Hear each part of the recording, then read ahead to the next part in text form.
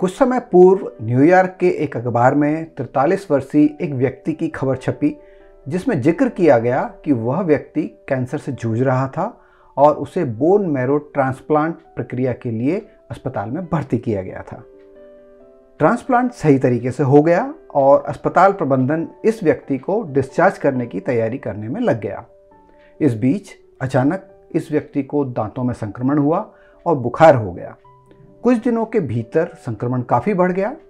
डॉक्टरों ने इसे ठीक करने के लिए एंटीबायोटिक दवाइयाँ दी, पर इन दवाइयों का मरीज पर कोई असर नहीं हुआ। संक्रमण बढ़ता चला गया और उसकी मौत हो गई।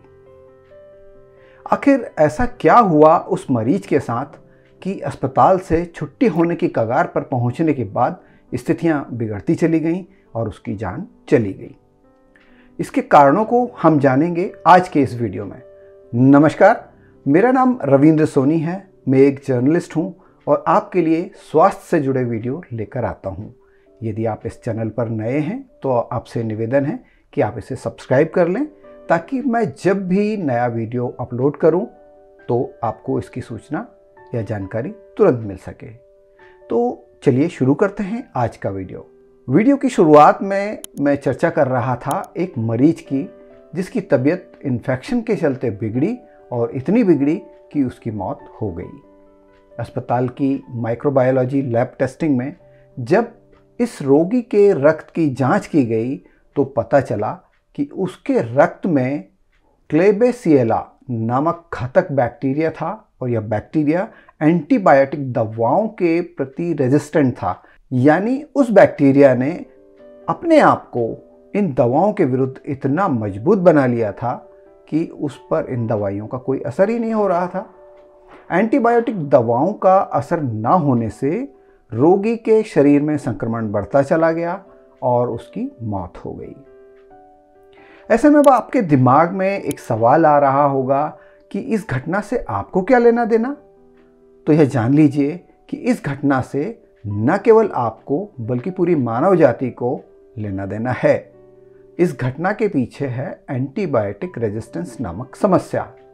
यह समस्या दिन प्रतिदिन घातक बनती जा रही है।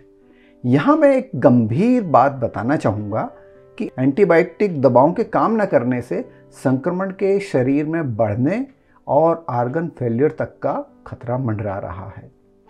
स्वास्थ्य विशेषज्ञों के मुताबिक पिछले कुछ वर्षों में लैब टेस्टिंग रिपोर्ट्स में यह बात सामने आई है कि दवाओं के प्रतिरोधी बैक्टीरिया का अनुपात बढ़ता जा रहा है। भारत में कम से कम 7 लाख लोग इस समस्या से जूझ रहे हैं। दुनिया भर में 2050 तक 10 मिलियन से अधिक लोगों की मौत एंटीबायोटिक रेजिस्टेंस होने की वजह से हो सकती है, या इसकी ऐसी संभावना या आशंका जताई जा रही है। अगर आप ना जानते हो तो जान लें कि एंटीबायोटिक दवाओं का रेजिस्टेंस दुनिया की 10 बड़ी स्वास्थ्य चुनौतियों में से एक बनकर तेजी से आगे आ रहा है। न्यूयॉर्क के एक अस्पताल में संक्रामक रोगों के प्रमुख डॉक्टर आरोन ग्लैड के मुताबिक एंटीबायोटिक रेजिस्टेंस आधुनिक दवाओं की प्रमुख चिंताओं में से एक है। समय रहते इस पर ध्यान नहीं दिया गया तो इसमें कोई दो राय नहीं है कि हमें आने वाले दशकों में जानलेवा तबाही से दो चार होना पड़े। आइए अब जानते हैं आखिर ये एंटीबायोटिक रेजिस्टेंस होता क्या है।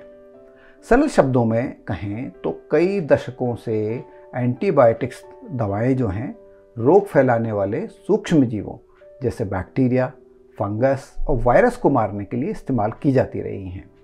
लेकिन समय के साथ ये सूक्ष्म जीव इन दवाओं के विरुद्ध क्षमता विकसित कर लेते हैं।